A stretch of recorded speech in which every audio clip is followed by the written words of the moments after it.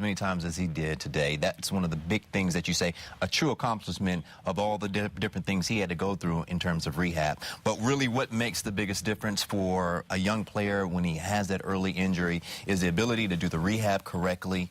It's a process.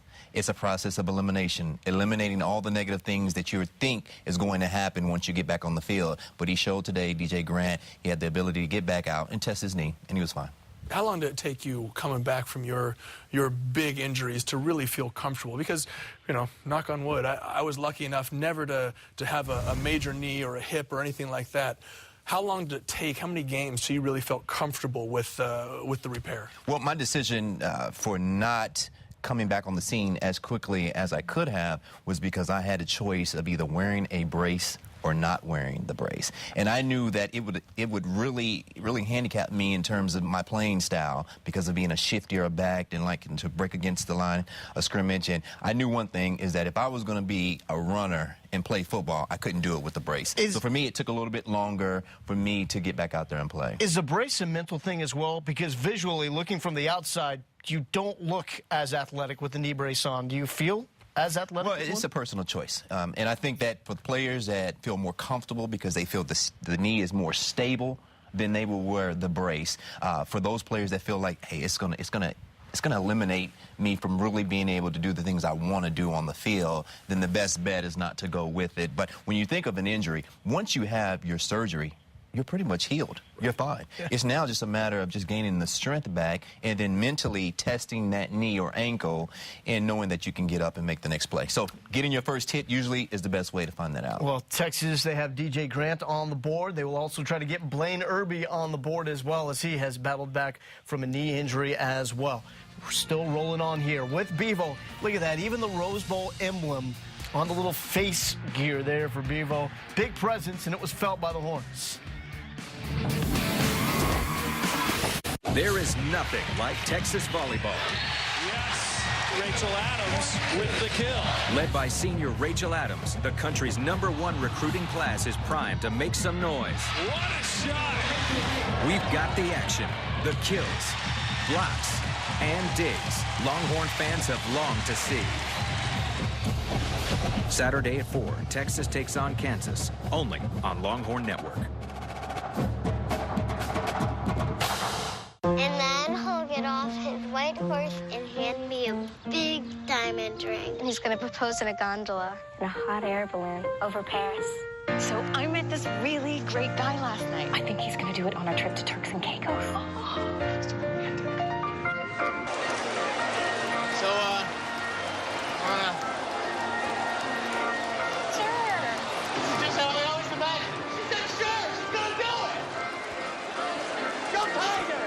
I've never caught anything in this old pond, but what I am catching is live sports. With WatchESPN.com and the Watch ESPN app, I get ESPN, ESPN2, ESPN3, ESPNU, and more live on my computers, iPads, and iPhones. Oh, fish ain't biting. Time to get the dynamite. Watch ESPN.com and the Watch ESPN app. The ESPN networks, live anywhere. Texas takes down UCLA 49-20. Brian Harsin, the new co-offensive coordinator, dialing up a new set of plans for the Texas Longhorns. Once again, 3 different players throw passes, 3 different players run for touchdowns in the tight end with 3 touchdowns all by himself. Here is the co-offensive coordinator, Brian Harsin, with Samantha Steele. Coach, you've been looking for a fast start, and today you got it. What was the difference on offense early today? You know, I think we've continued to emphasize it. We just, you know, we had that 3 and out in the beginning, and then we got the run game going earlier. That was probably the biggest thing.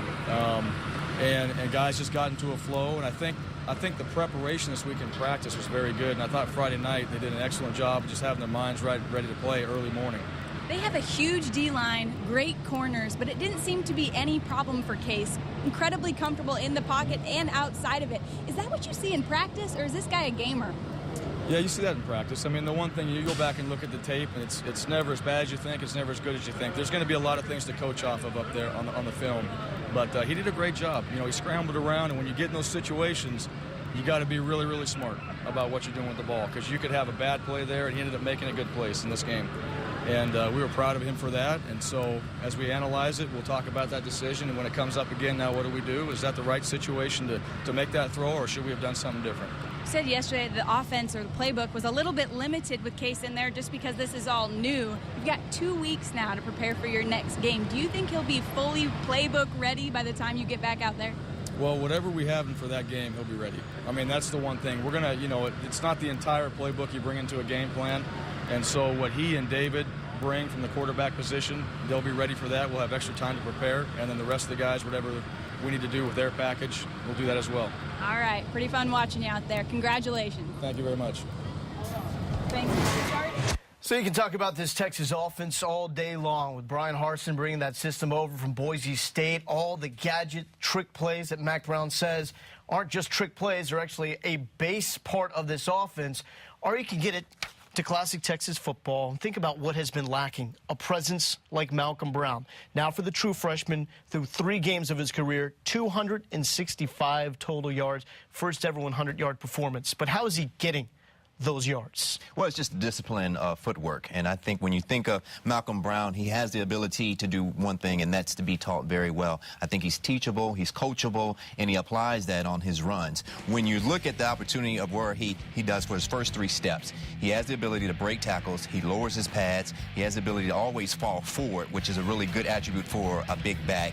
And then also, to have 20 carries this game is incredible. He lowers his shoulder on this play, picks up the first down. He continues to move the ball, move the chains when he's running. He has excellent ability to see in between the tackles and then burst upfield. Shoe comes off, we always say those type of plays makes the highlights. Now with Malcolm Brown, I don't have the stats to back this up, but I cannot remember through 3 games a run for negative yards for Malcolm Brown. Where is that ability, that conscious to just fall forward and get those extra yards? Where does that come from? Well, we talk about the intangibles. We saw it when he was on the perimeter run, and then he dropped his shoulder and ran through the defender last week versus BYU. This week, we see some of the same attributes of what he's doing. Intangibles, things you cannot teach. The reason why he's able to lean forward is something that's just natural about him. He knows his body. He knows the language of how he runs, and he just runs very aggressive, and he's a physical runner. Malcolm came into this game 100 yards through 2 games alone in the 4th quarter. Only 17 rushing yards in the 4th quarter here, as there was a little difference with his role. He got the start for the first time in his career. So what's more successful for Texas, saving them for late to kill that clock or having them early to help set the tone? Well, the reason you didn't need him late today is because he was there early. That's why you didn't see him in the 4th quarter today. Had it been a closer game against an Oklahoma State or an A&M, that's the time that you're going to see him both at the start of the game and in the 4th quarter. First couple games, you didn't see him early because Fozzie Whitaker was in there. They were slowly working him into his role. Today you saw him early because he was a starter. He's the featured back, but you didn't need him down the stretch because you were winning by so much. Yes. A lot of good things going on in the backfield. Marquise Goodwin also a couple of carries, 31 yards, a big block that was called back because of a 15-yard penalty. They said Goodwin was a little too tough, went high on that block, but very good things happening for the Texas backfield at this point, and it looks like they have a leader, not when it just comes to Malcolm Brown with the running backs, but also with Case McCoy as well. He's with Samantha Steele. Now, Case McCoy, we're going to hear from him in just one moment, but Case McCoy comes out. And when you talk about the entire offense overall, what does it do for an offense when you know you've got running backs that are going to get the job done, but on the other side of that, you're a running back, you're a receiver, you feel a little bit more confident in the quarterback who's going out there? Well, one thing is we talked about the 2-quarterback system. Will there be confidence in that when you have the 2 quarterbacks interchanging during the game? I still think with the packages that they have, the younger guys still have confidence in knowing that when they're in there in their particular package, they're going to have success. And the reason for that is they know exactly what to do, and then there's no misunderstanding of who's going to get the ball. Did you like the shots that they took downfield? One was that ball that they were lucky to get away with a completion to Mike Davis. But did you feel there was more of a presence with deep balls in this game? A little bit. They picked their spots. I don't think you're going to see that downfield offense that we saw out of Gilbert the first 2 games. I don't think you're going to see that for a few more games until Case McCoy really gets more comfortable with, I guess, a bigger variety of the offense. What I thought they did very well is they picked their spots. They knew when to go deep. They knew when to get it in certain guys' hands. And with the exception of that decision, which ended up working out fine, you know, sometimes you get lucky and the ball gets tipped up. Case shouldn't have thrown that ball in that situation. But with the exception of that, he made some very good decisions today. And that is going to give the coaching staff confidence that he can choose when to throw the ball down the field, because that's what people don't realize is you may call 4 verticals. You know, the play that he scrambled around and did crazy legs, that was a 4 verticals play. And what you tell your quarterback is if you don't have it down the field, get to your back or run. Make a play and don't force the ball down the field. When he can show the coaches that he's not going to force the ball into tough situations, they're going to call those plays more often. In terms of the playbook, when it comes to Case McCoy, what can happen in this bye week before they play Iowa State as far as them grasping more of this Brian Harsin playbook? Well, it's time. It's more time in the film room. It's more time to study. It's more time to get comfortable.